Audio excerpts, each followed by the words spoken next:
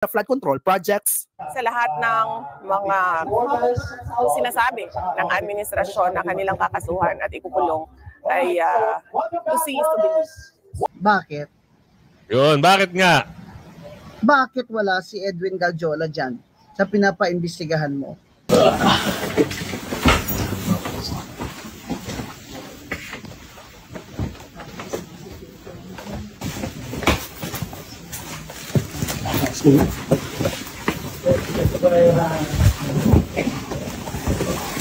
Bernardo sa pagdinig ng Senate Blue Ribbon Committee na mga umano'y nakatanggap ng pera at sangkot sa katiwalian kaugnay ng maanumalyang flood control projects. Yes.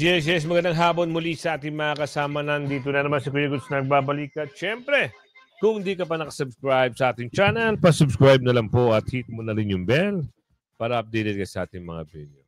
Ilang senador at kongresista makukulong daw ngayong taon. Naku, talagang pinagpipilitan nila na makulong itong mga kongresista at mga kontraktor at senador. Bakit yung pinaka-the big fish ay hindi man lang nila makasuhan? Diba? At ngayon ho, ay meron ho talagang nangyayari na. Kakaiba na ho ang nangyayari ngayon, lalo na sa Davao. O isa hong kaalyado ni Taray Digong at ang nag-organisa ng isang peaceful rally, hindi ho maganda ang balita. Kaya nakakatakot na ho. Talagang kumikilos na ang mga mga bakulaw. Ano matatawag nyo doon? Sige. 'Di ba? Hindi maganda 'yung nangyari. Ano tawag sa gumawa nun? 'Di ba? Yan yung mga dapat nyo malaman ngayon. Hindi pwedeng humindi. Sa hamon ng taong bayan, hindi pwedeng humindi na magpa-health follicle. Bakit? Dapat malaman ng tao kung may kakayanan ka, kapasidad ka pa mamuno. Kung ikaw ilulong, malamang sa malamang, wala ka ng kapasidad. Atty. Guanzon, ano yung pahayag niya? Ngayong Miyerkules, tama ba? Miyerkules, Martes. Sorry Miyerkules, November 26. At Remulla Onsaldico, skip. He has all the money but he can't buy freedom. Talaga? So meron pang balita na may pasok ko lang. Ibang klase ho yung nakitang bolt-bolt na pera. Pera ba o bolt-bolt lang? Ano? Iba't ibang bolt ang nagsilabasan sa dating bahay ni Saldico. Ano kaya 'yon? Ano sa palagay nyo? Ano sa palagay nyo? Hindi rin kayo mapalagay, no? Ngayon, baka mamaya ang nangyayari, ginagawa na lang ng kwento, itong bahay ni Saldico. Kasi bolt-bolt na pera. Tama ba? Bolt-bolt na, hindi pera bolt lang pala. Ang kulit mo, Kuya Good. Bolt-bolt lang. Ito ba yung malaking bolt? Nako, ito nga yun. Pakita ko muna sa inyo. Save ko muna para magkaintindihan tayo. Save muna natin. Kasi, mas maganda makita nyo bakit maraming bolt sa loob ng bahay ni Saldico. At kay Saldico ba ito? Ito ba'y ginamit noong panahon na nagtatago sila ng mga bilyon-bilyon, trilyon-trilyon na pera sa kanilang mga bahay-bahay? Nagtatanong lang ho kami.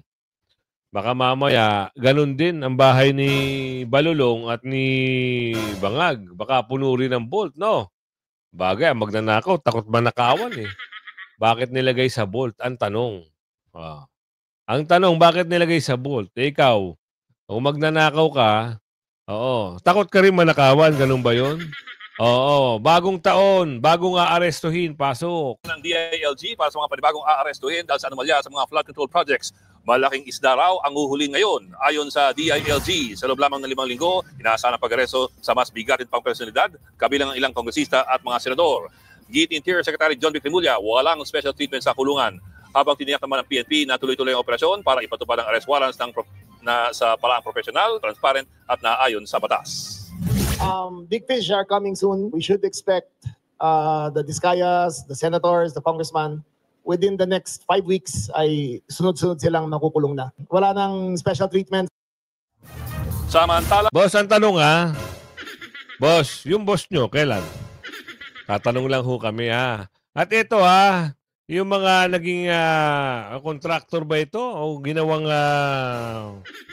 alam nyo, ito nakakabigla. Bakit hindi nilagyan ng muka? Tinago. Oo, malay ba kung ibang tao yan? Alam ba ng taong bayan na ginawa nila ganito? Malay mo, pinasibat na yung totoo. Sige na, gagawa namin kayo ng kwento. Kunyari, nandun na kayo sa Oblo. Pero sumibat kayo, huwag kayong babalik ng Pilipinas, Pumunta kayo ng Pluto, Earth, Mars. Doon ang Earth tuloy. Pumunta kayo ng Pluto, Neptune, Jupiter. Doon kayo. Huwag kayo magpapakita hanggat hindi pa tapos ang termino. Di ba? Hindi pinakita tuloy. 7 suspect na ang nasa BJMP habang ang mga nasa abroad ay binigyan pa ng deadline hanggang Huwebes para sumuko. Kasama na rito si dating Congressman Zaldico. Mga kapatid, Huwag nyo kaming lokohin. Tinakpan ang muka para saan? Sige nga, mag-isip kayo mga kasama. Bakit hindi na nilantad ang pagmumuka nung mga nandoon? Anong problema? Diba? Bakit hindi na pinakita sa taong bayan? Dapat, bakit yung iba? Yung mga maliliit ang kaso. Talagang kitang-kita, di ba, ang pagmumuka. Bakit ito? Baka nagawa ng istorya at nagawa ng script. Ganito ang gagawin natin sa pelikula, Kunyari, nakasuot kayo ng kulay dilaw at papasok kayo sa Oblo.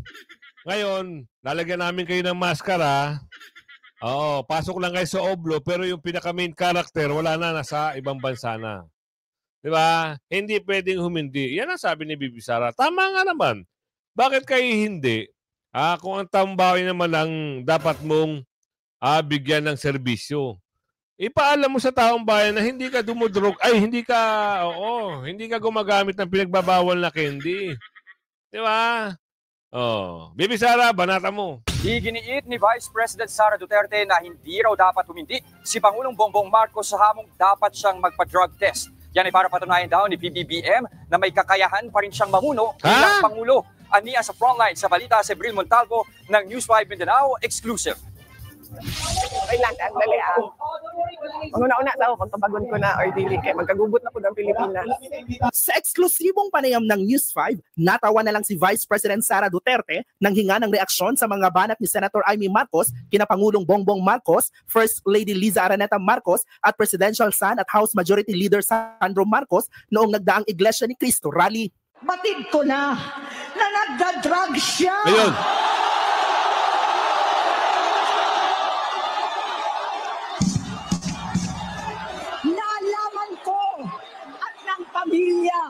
Nalaman ng pamilya, seryoso ito. Minsan, kami ng Presidential Guard at Metro Gompa ang naglilinis tuwing nagpa-party po sila.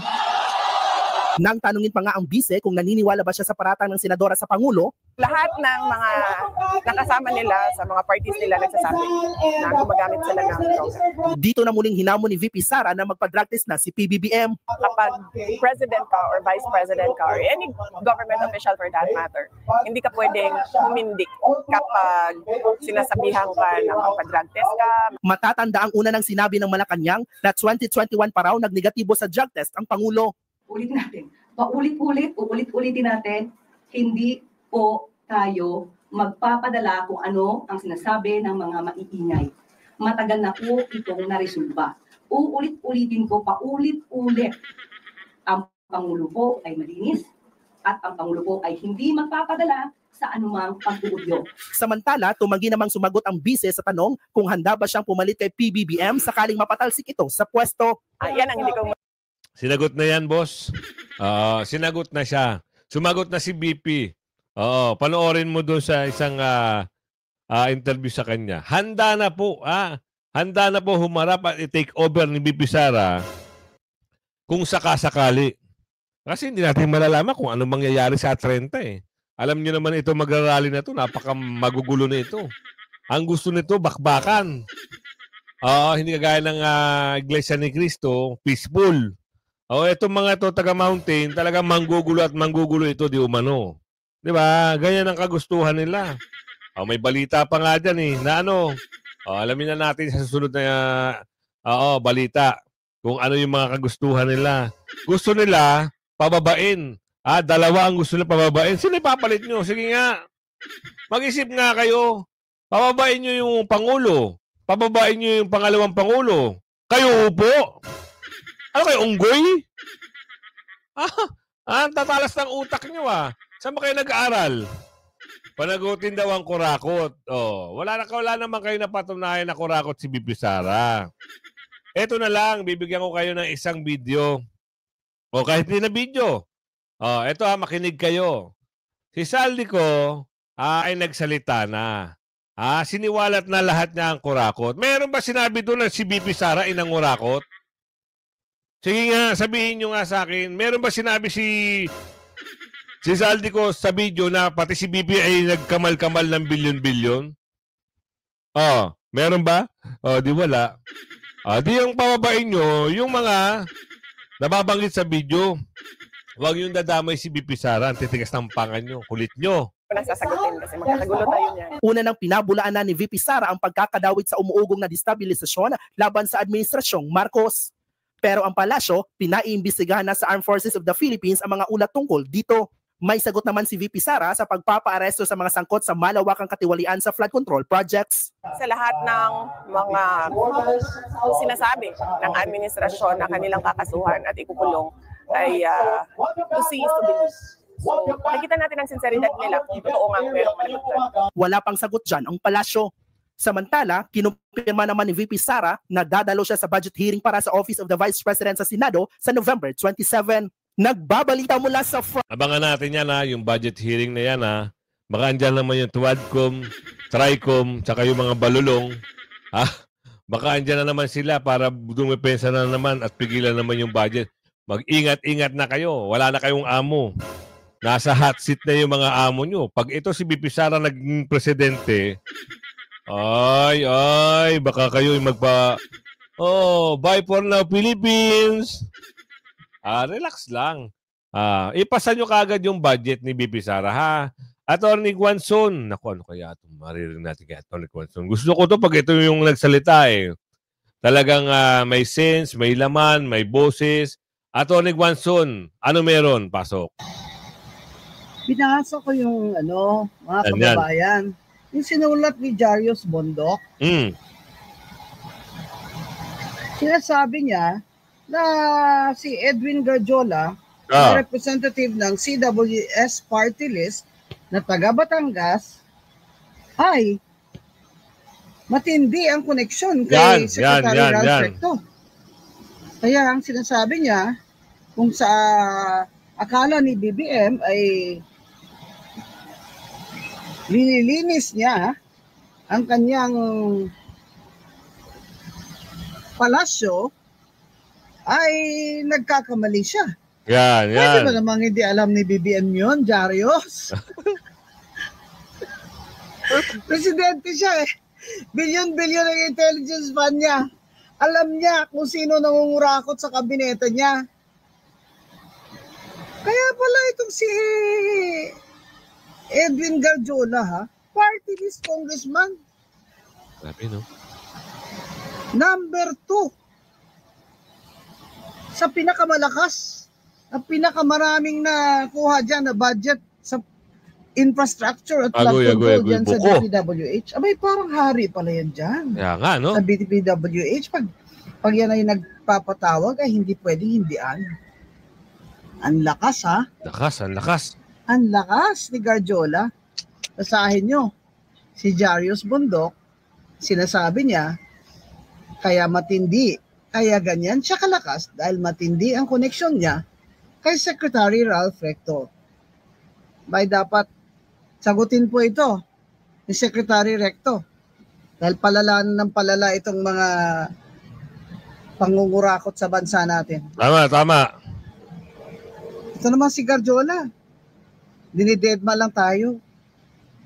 Basta, di lang siya maimbestigahan. Anong ginagawa mo dyan, Secretary Dizon? Ang ginagawa dyan ng ICI? Sa dami ng budget na si Garjola ang broker. Umabot na siya kay si Congressman Lian Lebiste sa pag-offer. Hindi niyo pa rin sinama si Garjola? Bakit? Secretary Vince Dizon, sagutin mo rin to. Bakit? Yun, bakit nga? Bakit wala si Edwin Garjola dyan sa pinapaimbestigahan mo? Alam nga naman, di mo alam. Siya ang pangalawa kay Saldi ko sa pinakamalaking mga nakuha sa infrastructure funds dyan sa DPWH. At hindi mo rin alam na itong si Garjola ay kontraktor bago siya nag-party list representative. Agoy. Ito talagang mga aman nyo. Pati party list talagang binaboy nyo na. Hindi, kasi alam nyo, attorney, yan yung mga party list na yan. Yan yung maasahan nila pagdating sa mga ganyang bagay. Oo, kasi talaga namang mabilis kumilos yan eh. Basta usapin ng kwartahan, yan mga yan, maasahan. Diba? At saka wala naman silang pondo na pag-uukulan ng mas maraming paggagastusan. Ngayon, isang kumpas ng amo, bilyon ang katumbas. Kaya naman pala, yung mga Tricom, Quadcom, Epracom, kung ano-ano pa, isang kumpas, pera ang katapat, di umano. Kaya magagaling umatake kay BP Sara noon. Ngayon, napapag-alaman ng taong bayan, totoo nga. Diba? Kumakamal sila ng bilyon-bilyon. Ang problema, inuubos nila ang kaba ng bayan. Ang napeperwisyo, taong bayan. Baha dito, baha doon. Apaw dito, apaw doon. Talagang sinasadyaan nila yan na magkaroon ng baha-baha. Kung magkaroon ng baha-baha, pondo na naman. Bibili na ng relief goods, kunwari. Ibibiding ng mataas di umano. Pera na naman ng mga napamura si Atty. Guanzon, di ba? Mapapamura na rin kayo. Sagutin mo kami, Secretary Dizon at ICI. Bakit wala si Edwin Garjola dyan sa listahan ng mga pinapaimbestiga mo? Yun. Siyempre, kakampi. Parang hindi nyo alam, ha? Diba? Pagkakampi, kahit ano pa yan, pagtatakpan. Pagkalaban, paimbestigahan. Ginawa nila kay Senador Marcoleta, show cause order. Para saan? Investigasyon daw sa SOSE. Yung mga nag-donate. Kung ayaw nga pasabi ng mga nag-donate, ano ka ba? Pakialam mo ba? Comelec chair. Gusto lang sibakin si Senador Marcoleta. Yun ang nakikita ni Aling Ledesma. Bakit? Tinik sa lalamunan nila si Senador Marcoleta kasi booking na booking sila pag nag-imbestiga si Senador Marcoleta. Ang gusto ng taong bayan, ang gusto ng tao, ang katotohanan ng manaig at ang gusto ng nasa taas, ang katotohanan ng manaig. Ginagamit lang kasangkapan si Senador Marcoleta para malaman ang totoo. Diba? Ginagamit ng taas si Senador Marcoleta para malaman ang totoo. Ngayon, itong mga buaya, mga mandarambong, gagawa talaga ng paraan yan para masibak si Senador Marcoleta. Pero, sabi ko nga sa inyo, huwag niyong pag-initan si Senador Marcoleta. Sabi ni Lando, pag ang bawi-bawi,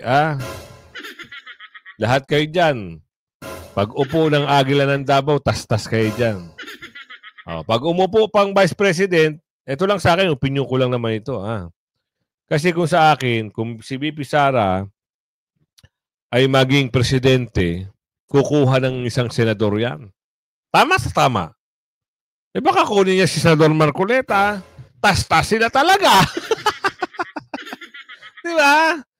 Galingan nyo, para lahat ay, diba? Nakikinabang kayo ngayon. Sa susunod, hindi na kayo makikinabang. Iiyak na kayo ngayon. Di ba? BP Sara at Senador Marcoleta. Wag lang nilang hintayin na umupo ang Agila ng Davao at umupo si Senador Marcoleta. Papaikutin talaga sila ng Senador Marcoleta. Lalo na yung mga nagbebentalo. Hindi pwede yan kay Senador Marcoleta. At hindi pwede, siyempre. Huwag niyong pag-initan si Senador Marcoleta, ha? Oo, ito. Hindi lahat nabibili ng pera. Oo. Money. He has all the money. O may pera siya. Pero, hindi niya mabili ang kalayaan. Hindi niya mabibili ang kalayaan. Oo, nga naman. Kaso ang problema, ito. Sama-sama naman daw kayo dyan eh. Aguy. Yun lang. Alamin natin kung ano yung meron dito. Interview ito eh. So, naniniwala kayo na pagdating kay Zaldico sa lahat po ng pera niya ay makikirapan po siya kasi 2 taon na lang po, Secretary, election na. Alam mo, sinasabi ng ilan yon. Ang daling magtago ng 2 taon. The only thing stopping that is really the cooperation of the host country.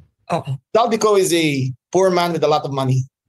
He has all the money in the world, but none of it buys him his freedom or buys him his happiness or buys him his comfort.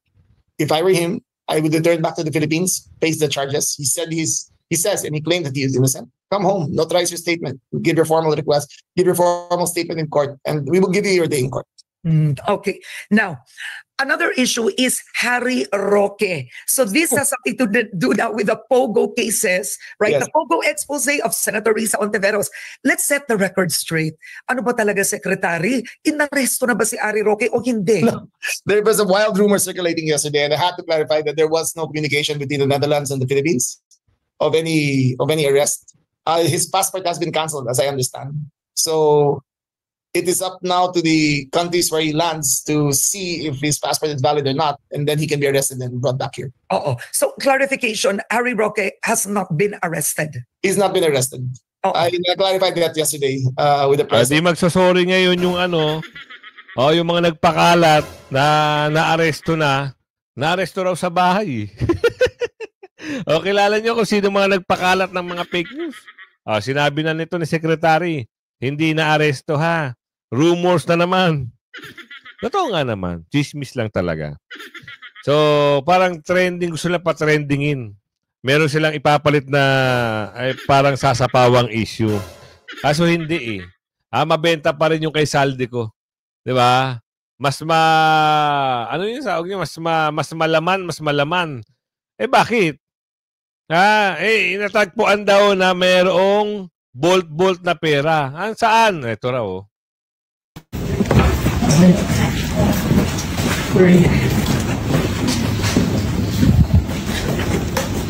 Grabe, no? Grabe!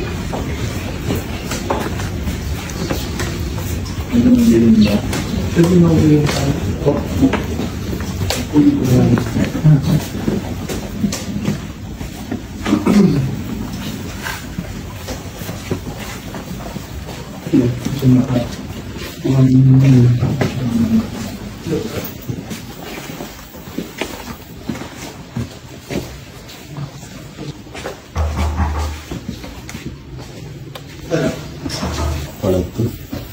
Hindi nakakapasok dito. Hindi pa eh. Sorry.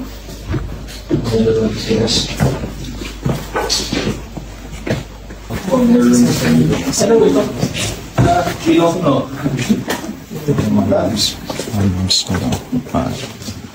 Sige anak mo.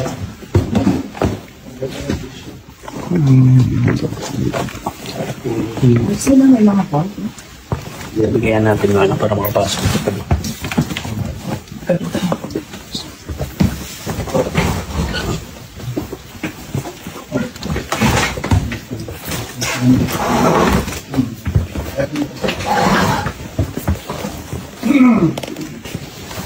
Sorry.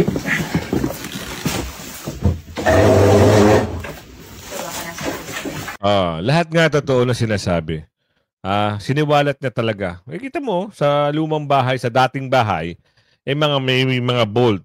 Siyempre, kung may bolt, may laman yan. Nilagyan ng laman.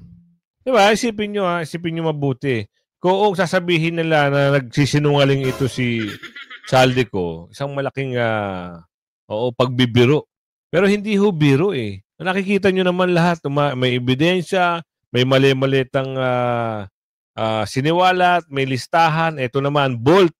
Ano ilalagay mo dyan sa napakaraming bolt na yan? Sige nga. Diba? Okay, butas o. Okay, nasa plaza sa tago.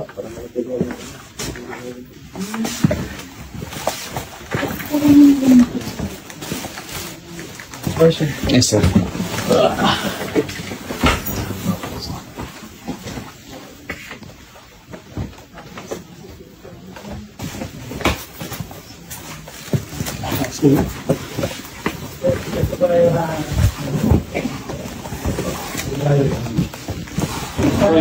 Ito yung attic.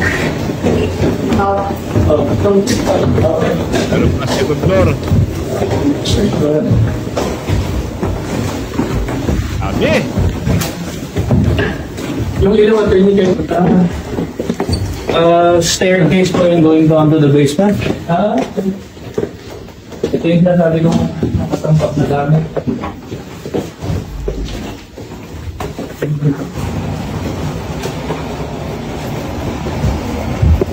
Meron pang maleta, may suitcase pa.